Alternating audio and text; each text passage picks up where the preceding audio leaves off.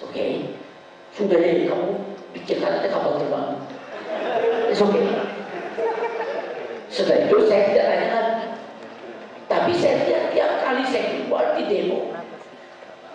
Nah, bagaimana saya mau membuktikan bahwa mereka tidak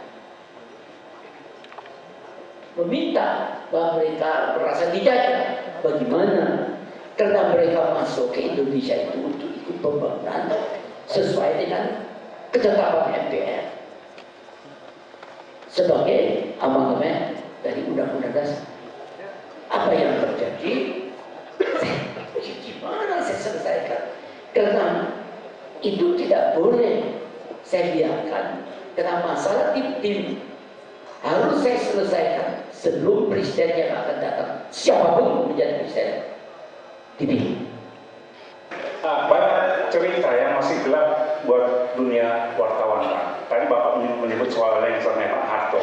Nah, ketika Bapak sudah menjadi presiden dan tiba-tiba Pangkostrat, Legend Prabowo datang ke rumah Bapak di Kuningan, kan meliput waktu itu, dan kemudian beliau memaksa masuk. Nah, setelah itu kan eksesnya adalah ada pergantian Pangkostrat secara mendadak. Dalam waktu 24 jam, jabatan Pangkostrat beralih dari Pak Prabowo ke Pak Joni Lumintang, lalu ke Pak Jamari Caniago. Apa sebenarnya yang terjadi? Begini deh, saya menyusun kabinet. Pak Harto lengser jam 10, jam 20. Tapi saya mulai menyusun kabinet dibantu oleh 4 Menko. Dari 4 Menko itu 1 dan 3 saya sertakan. Yang lain masih hidup. Pak Ginanjar, Hartarto, dan Haryono. Dan Wijoyo Wisas sebagai penasihat. Dan yang tulis ada sekretaris saya waktu itu adalah Ahmad Tani. Saya susun. Waktu di situ ada lobby banyak sekali. Dan dia mau tahu presiden ini akan memilih siapa yang menjadi menangkap, siapa menjadi Pangap, atau tetap sama menangkap dan Pangap dan sebagainya. Jadi yang datang sampai lobby banyak sekali. Saya diam aja, saya terima aja. Sampai saya mendapat surat dari almarhum Pak Nasrullah yang membawa itu dari Kopassus, bukan Kiflan, yang satu.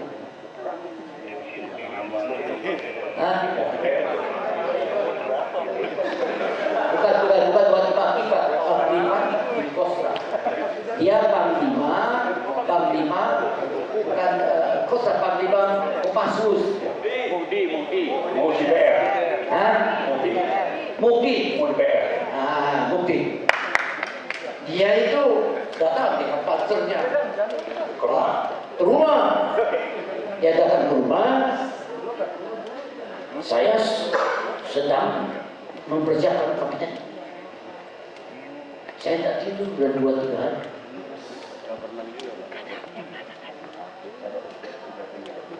Waktu saya tidur datang Sintong. Itu bisa dari Pak Sintong. Pak Sintong datang, dia asisten saya. Letnan Jenderal Sintong Al-Jaidan, asistennya Pak Habibie. Dia datang.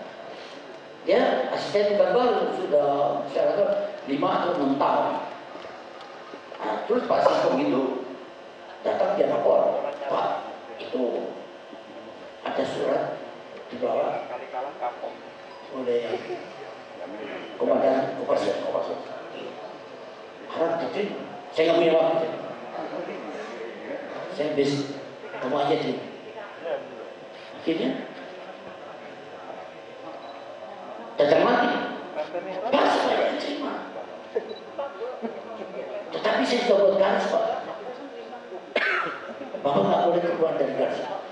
Kata Pak Sintong. Ada apa sih? Nanti dikasih.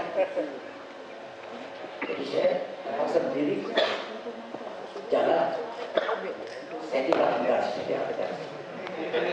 Terus dia masuk itu, dia kasih surat. Suratnya dari Pak Prabowo. bukan Prabowo. Saya tidak bertemu dengan Pak. Saya minta bertemu dengan Mama. Itu kenyataan. Pak, menarik sekali, tapi MC dari tadi sudah memberi. Iya, tapi saya harus sampaikan supaya jangan salah ngerti bahwa dalam hal itu Anda tanya ini loh, gimana nih sutradara? itu saya menghadapi detik-detik yang benar menentukan karena itu baca dalam buku dan buku itu saya tulis sebelum saya terbitkan, saya kirim sama Pak Harto. Saya minta Pak Harto membacanya dan apa setuju atau tidak. Kalau tidak setuju tulis, karena itu ada pertanggungjawaban saya kepada rakyat. Nah, jadi Johnny Lumita saya tidak kenal. Siapa kan? Jamari saya juga kenal. Tapi kenapa saya minta? Karena kalau saya umumkan jam 12 malam, siapa jadi menangkan? Dalam 1 jam, kenapa tidak? I cannot afford that. Gelap, saya tidak punya satelit yang bisa mengontrol infrared atau tidak punya. Itu. Jadi waktu Pak Wiranto juga nggak tahu. Waktu matahari saya sholat subuh, baru saya telepon Pak Wiranto. Saya tentukan, saya yakin bahwa saya bisa. I don't care, tapi ini siap.